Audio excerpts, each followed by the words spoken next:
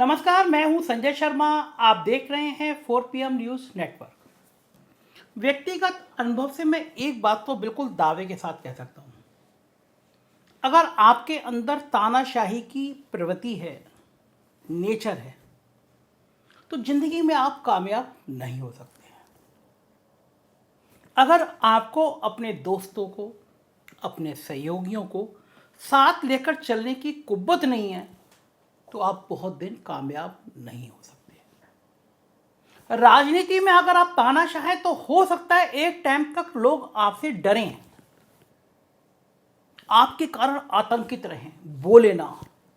उनको लगे सारी ताकत आपके इर्द गिर्द है, अगर आपके खिलाफ कुछ बोला तो उनका कैरियर बर्बाद हो जाएगा, वो तबाह हो जाएंगे, इसलिए आपके खिलाफ ना बोलें। लेकिन यकीन जानिए, अगर आपके पत्ते थोड़े से भी पिटे, अगर आपके हालात थोड़े से भी बदले, तो वो आपके सहयोगी ताल ठोक कर आपसे बदला लेंगे। समय किसी का एक जैसा नहीं रहता। गाना है ना, वक्त की हर शय गुलाम, वक्त के दिन और रात, वक्त के मैं और आप। तो वक्त जो है किसी का एक जैसा नहीं रहता। आजकल साहेब का वक्त थोड़ा सा गड़बड़ चल रहा है। मैं देख रहा हूं किसान आंदोलन के बाद एक के बाद एक चीज ऐसी हो रही हैं जो साहेब के लिए परेशानी पैदा कर रही हैं। और सबसे बड़ी परेशानी पैदा करने जा रहे हैं नितिन गडकरी। भारतीय जनता पार्टी का वो ताकतवर नेता, मोदी सरकार का वो ताकतवर मंत्री जिसके काम की प्रशंसा उसके आलोचक भी करते हैं। नितिन गडकरी वो नाम है जिनके काम की सराहना, जिनके व्यक्तित्व की सराहना, जिनके व्यवहार की सराहना हर कोई करता है। आजकल नितिन गडकरी जहां भी जाते हैं, वहां पर कुछ बोले या ना बोले, खबर जरूर बन जाती है। कभी वो कांग्रेस के मजबूत होने की कामना करते हैं, तब खबर बन जाती है, क्योंकि उन्हीं की पार्टी के नेता कांग्रेस मुक्त भारत की बात करते हैं। कभी वो स्वस्थ लोकतंत्र के लिए विपक्ष के मजबूत होने की बात करने लगते हैं, खबर तब भी बन जाती है, क्योंकि उन्हीं के पार्टी के राष्ट्रीय अध्यक्ष नड्डा साहब क्षेत्रीय दलों का अस्तित्व ही खत्म हो जाने का दावा करते हैं। कभी नितिन गडकरी राजनीति से सेवा की भावना खत्म हो जाने पर निराशा व्यक्त करते हुए यहां तक कह जाते हैं कि आज के दौर की राजनीति सिर्फ सत्ता के लिए रह गई है, इसलिए इसे छोड़ देने का मन करता है। तब ये बात जब वो कहते हैं तब भी खबर बन जाती है।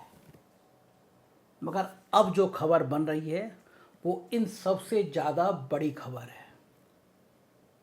बात दरअसल ये है कि हिंदुस्तान की संसदीय राजनीति में पिछले 56 सालों से सक्रिय देश के वरिष्ठतम राजनेता शरद पवार ने 8 घंटों के भीतर 2 बार नितिन गडकरी से मुलाकात की है, और वो भी गडकरी के गृह शहर नागपुर में जाकर मुलाकात की है। अब शरद पवार गडकरी से मिलने के मकसद से नागपुर जाएं तो स्वाभाविक है कि सियासी अटकलों का बाजार गर्म होगा ही। महाराष्ट्र में साहेब के पत्ते पिटे हुए चल रहे हैं। शिंदे जी के साथ सरकार बनाना भाजपा के गले की हड्डी बन गया है। महाराष्ट्र में जो लोग जानते हैं, महाराष्ट्र की राजनीति को जानते हैं, वो कहते हैं कि बीजेपी वहाँ पे 5-6 सीटों तक सिमट के रह जाए तो कोई आश्चर्य नहीं होगा। पवार साहब के मुलाकात से बड़ा सवाल यह है कि आखिर नितिन गडकरी के व्यक्तित्व में या उनके कामकाज के तरीके में कहीं ना कोई आकर्षण तो जरूर है, क्योंकि तभी जहां गडकरी होते हैं वहां खबर होती है। और मौजूदा भाजपा में साहेब के अलावा कोई और खबरों में बना रहे, ये उन नेता के राजनीतिक कैरियर के लिए किसी बुरे सपने से कम नहीं है। आपने देखा होगा, साहेब नई पार्लियामेंट देखने गए तो पूरी पार्लियामेंट में सिर्फ साहेब ही साहेब थे। तो वो राम मंदिर के लिए पूजन के लिए आए तो सिर्फ साहेब ही साहेब थे। जब वो बनारस में, काशी में आए और गंगा में डुबकी लगाई तो सिर्फ अकेले साहेब ही साहेब थे। साहेब के फ्रेम में कोई दूसरा नेता आ जाए ये साहेब को बर्दाश्त नहीं। मगर अब शायद साहेब के दिन कुछ अच्छे नहीं चल रहे। शायद तभी उनके सबसे बड़े विश्व सलाहकार भी टीवी चैनलों पर बैठकर साहेब को उनकी हैसियत बताने का कोई मौका नहीं चूक रहे। और आपने तो देखा ही होगा कि आधुनिक चाणक अमित शाह ने किस तरह साहेब को आईना दिखाते हुए टीवी पर यहाँ तक कह दिया कि एक एनकाउंटर मामले में सीबीआई ने उन पर मोदी जी का नाम लेकर खुद बच निकलने का दबाव बनाया था। बड़ा सवाल है, और बड़ा सवाल यह है कि आखिर ये रहस्योद्घाटन करके अमित शाह आखिर आईना किसको दिखा रहे थे। संभवतः वो साहेब को ही तो एहसास नहीं करा रहे थे कि यदि मैं दबाव में झुक जाता तो आप कहीं के नहीं रहते। अब ये सब आखिर होता है तो कब होता है? स्वाभाविक है, जैसे मैंने कहा, जब दिन उल्टे होने शुरू होते हैं तभी ये सब होता है। और सबसे भरोसेमंद कमांडर भी हैसियत दिखाने का कोई मौका हाथ से छोड़ते नहीं। अब आज का जमाना कोई महाराणा प्रताप के विश्वस्त सेनापति हकीम खान सूरी जैसे वफादारी में जान देने वाले वफादार का तो है नहीं, बल्कि आज के जमाने में तो अधिकांश लोगों का मूल मंत्र ही सलमान खान की वांटेड फिल्म के वो चर्चित डायलॉग की तरह हो गया है, ना हनी भाई के लिए ना गनी भाई के लिए, बंदा काम करता है तो सिर्फ मनी भाई के लिए। अब ऐसे में जब भरोसेमंद लोगों का ही मन डोलने लगे तो भला नितिन गडकरी जैसे लोग कब तक साथ निभाते रहेंगे? वैसे मौजूदा राजनीति में बड़े से बड़ा विश्वस्त कैसे पाला बदलता है, एक छोटा सा उदाहरण मैं आपको देता हूं। एचडी देवगौड़ा प्रधानमंत्री थे। चूंकि वो राज्यसभा के सदस्य थे तो उनके बदले लोकसभा में सदन के नेता यानी सरकार में नंबर 2 की जिम्मेदारी रेल मंत्री रामविलास पासवान उठाते थे। वो लोकसभा में प्रधानमंत्री के बगल में बैठते थे। और जब कांग्रेस अध्यक्ष सीताराम केसरी ने देवगौड़ा सरकार की लगाम खींची और संयुक्त मोर्चे से नेता बदलने को कहा तो संयुक्त मोर्चे ने साफ इनकार कर दिया। अपने मोर्चे के सहयोग से उत्साहित देवगौड़ा ने विश्वास प्रस्ताव रखने का फैसला किया और उस प्रस्ताव पर बोलते हुए तमाम संयुक्त मोर्चे के नेता देवगौड़ा के साथ जीने मरने की कस्में खाते हुए दिखाई दिए। रामविलास पासवान तो अपने नेता बदलने की मांग पर आपे से बाहर हो गए और कांग्रेसियों को खूब खरी खरी कोटी सुनाई। लेकिन जैसे ही देवगौड़ा विश्वास प्रस्ताव हारे, पूरे संयुक्त समोर्चे ने गिरगिट की तरह रंग बदल लिया और इंद्र कुमार गुजराल को अपना नेता चुन लिया। अब खुद भारतीय जनता पार्टी को देख लीजिए। 2009 में मनमोहन बनाम आडवाणी की चुनावी जंग में लाल कृष्ण आडवाणी की बुरी हार हो गई और इसके बाद क्या संघ क्या भाजपा सबके सब उन आडवाणी जी से पिंड छुड़ाने में लग गए जिन्होंने भाजपा को जमीन से उठाकर आसमान तक पहुंचा दिया था। गोवा के भाजपाई मुख्यमंत्री मनोहर पार्कर ने तो आडवाणी की तुलना सड़े हुए अचार से कर दी थी। अंततः आडवाणी को राजनीति का अंडमान भोंकने के लिए पृथ्वीराज रोड पर अकेला छोड़ दिया गया और पूरी पार्टी ने जो आ रहा है उसका स्वागत करो और जो जा रहा है उसे ठोकर मारो, इस रणनीति को ही प्राथमिकता दी और सबके सब मोदी चालीसा पढ़ने में लग गए। मैं तो ऐसे लोगों को भी जानता हूं जो एक जमाने में आडवाणी जी की नज़र में अपना नंबर बढ़ाने के लिए उनके घर के फंक्शन में जलेबी छानने में भी संकोच नहीं करते थे और आडवाणी की कृपा से मंत्री तक बने थे।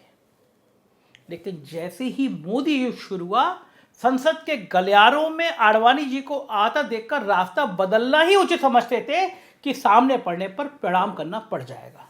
1977 में जब इंदिरा गांधी से सत्ता छीन ली गई थी, तब तो कांग्रेसी भी इंदिरा गांधी से कन्नी काटते हुए नजर आते थे। इंदिरा जी संसद आती थी और अकेले एक्स एमपी गैलरी में बैठकर संसद की कार्रवाई देखती थी और फिर वापस लौट जाती थी। अब ऐसे में 2024 सामने है और देश का मन और मिजाज धीरे धीरे लोगों की समझ में आने लगा है। भाजपा के लोगों को भी अब समझ में आने लगा है कि अब 180 से 200 सांसदों के हिसाब से अपना वजीर चुनना होगा। वहीं दूसरी तरफ साहिब ऐसे संभावित लोगों के चुनाव में ही टिकट से वंचित करके निपटा देना चाहते हैं जो चुनाव के बाद खुद वजीर बनने की चाहत रखते हो। संभवतः साहिब को भी लगने लगा है उनके शब्दों में इंसाफ का ब्रांड सीबीआई और ईडी भी 180 और 200 की स्थिति में उनको तीसरी बार साहिब नहीं बनवा पाएगा। वहीं जहां तक बात सिपे सलारों की है तो सिपे सलारों की भी अपनी सीमा होती है। मौसम वैज्ञानिक बनना उनकी मजबूरी होती है क्योंकि उनको भी साहिब के इंसाफ के ब्रांड से डर लगता है। मगर जब बात नितिन गडकरी की हो तो ना तो वो सिपे सलार हैं और ना ही उन्हें सिपे सलारों की जरूरत है। उनके डायरेक्ट कॉन्टैक्ट जिला स्तर के भाजपा कार्यकर्ताओं से लेकर भारतीय जनता पार्टी और विपक्ष के नेताओं से हैं। और जब चर्चा उनका टिकट कटने को लेकर हो रही थी तो और इन चर्चाओं के बीच शरद पवार जैसे माहिर पॉलिटिशियन उनसे मिलने नागपुर पहुंच जाए और 8 घंटों में 2 बार मिले तो आप समझ सकते हैं कि बिना आग के धुआं नहीं टूटता। आगे आगे सबकी निगाह लगी है।